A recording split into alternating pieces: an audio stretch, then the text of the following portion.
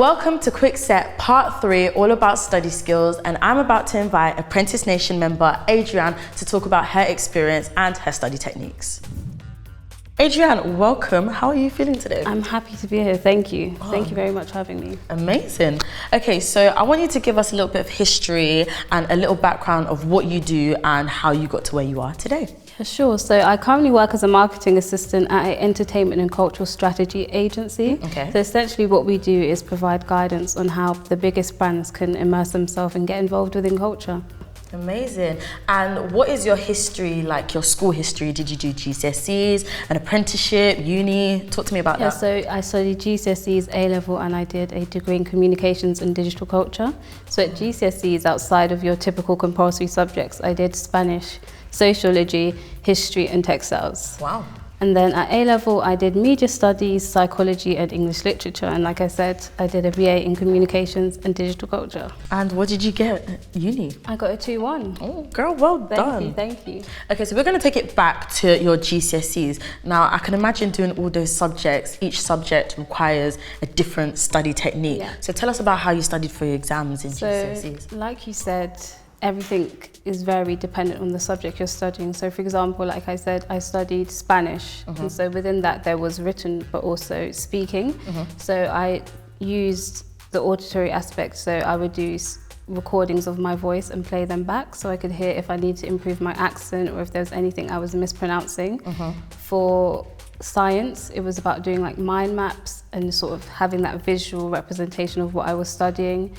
And maths, I would look at past papers, I would look at examiners' report. That's the key thing I would say, is looking at examiners' reports from the year before to see what people struggled with, and that can be an indication of whether that would appear in a paper again.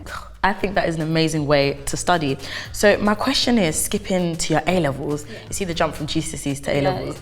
It's real. It's big, isn't it? How did you manage to stay motivated during that time? I would definitely say because I knew I wanted to go to university, that was my biggest motivator. I would say having an end goal is one of the key motivators. You want to know what you need to do to get to that space. So I definitely say knowing what I needed. So for example, when you apply to university, it's like you need these grades to get to where you want to go. So that was one of my biggest motivators, and also having that experience at GCSEs and having that joy of passing. I wanted that again, essentially.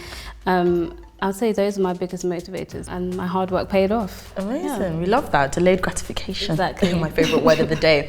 Okay, so when you went to uni, how did you figure out your study techniques? So obviously you've gone through your GCSEs, your A-levels, did they stay the same? Did they change? Like what worked, what didn't? Talk to us. I would say they definitely stayed the same. I kind of kept what worked the best, but also keeping in mind when you go to university, the structure changes. There's a lot more reading and there's a lot more independence. No one's going to be like, have you done this? Have you done this? It's like ownership of your studying, and the fact that you're also paying to be there, you want to get the best and the most out of it. So I would definitely say taking time and planning.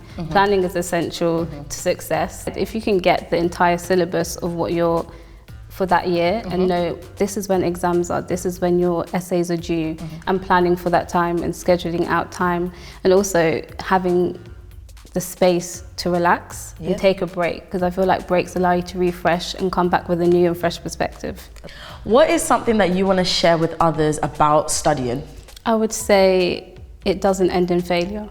That's my key takeaway, knowing that it's how you pivot from that failure that allows you to like excel. And I feel like failure can be one of your biggest motivations. That would be my key takeaway. Oh, that's amazing. I'm gonna take that when I'm doing my exams.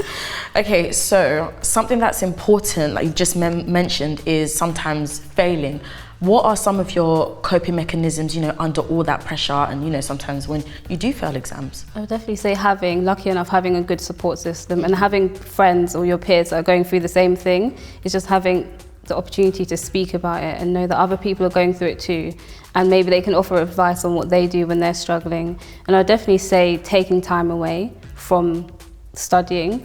That's one thing I always share with younger people, is to take time away and not feel the constant pressure of like reading this, because I feel like it allows you the space to come back and see if you've even remembered what you studied, because it's all well and good reading a book, but do you actually remember it when push comes to shove, when you're sitting at that exam table? Do you remember what you've learned? So I definitely say taking time away to allow you to come back and see if you remember what you've learned. Yeah, the importance of breaks when you're studying. There's no point in doing all that studying and not even rewarding yourself or taking breaks in 100%. between. And it's funny, both you and Koji mentioned the importance of having a good support system around you guys and being motivated by others around you, which I find really, really amazing. I guess you kind of said it already, but like, what has been your biggest learning takeaway throughout your whole educational experience? I would definitely say asking for help as well, outside of failure, asking for help. If you're struggling, just don't sit in silence. Ask your peers, ask your teachers, because they don't know that you're struggling if you don't speak up about it. So I would definitely say reach out to other people and tap into those resources. Yeah.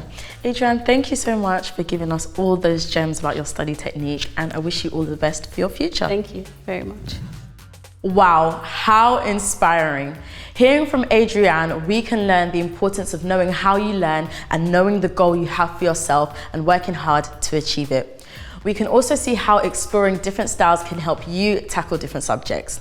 Now, before I sign off, my final suggestion to you is to watch the quick set titled Under Pressure, How to Manage Your Time with Roxanne. Take to your own stage because I know you've got this.